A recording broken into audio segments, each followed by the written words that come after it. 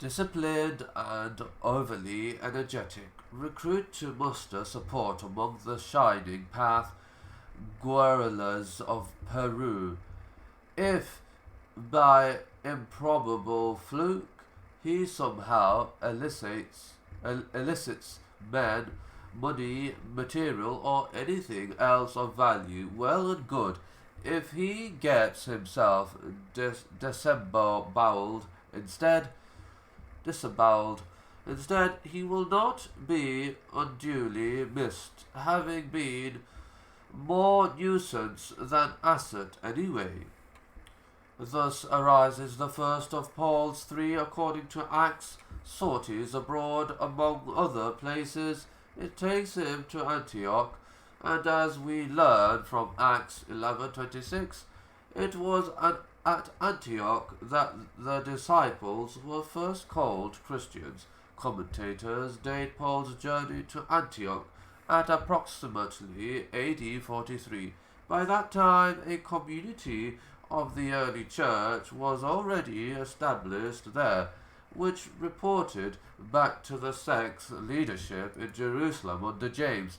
Some 5 or more years later, Paul is teaching in Antioch when a dispute arises over the content of his missionary work, as Acts 15 explains.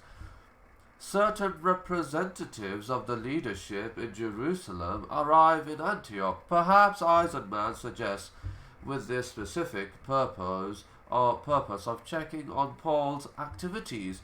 They stress the importance of strict adherence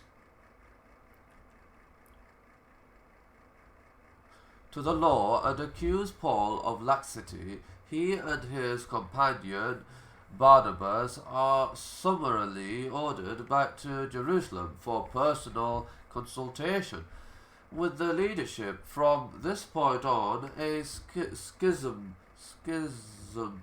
will open and widen between Paul and James and the author of Acts, so far as the dispute is concerned, because Paul's apologists, in all the vicissitudes that follow, it must be emphasized that Paul is, in effect, the first Christian heretic, and that his teachings, which become the foundation of the later Christianity, are a flagrant deviation from the original and pure from extolled by the leadership. Whether James, the Lord's brother, was literally Jesus' blood kin or not, and everything suggests he was. It is clear that he knew Jesus, or the figure subsequently remembered as Jesus personally. So did most of the other members of the community or early church in Jerusalem, including, of course, Peter. When they spoke, they did so with first-hand authority. Paul had never had such personal acquaintance with the figure he had begun to regard as his savior. He had only his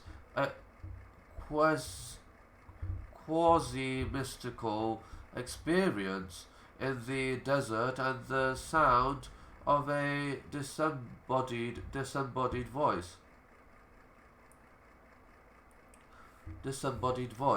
For him to arrogate authority to himself on this basis is, to say the least, presumptuous. It also leads him to distort Jesus' teachings beyond all recognition, to formulate, in fact,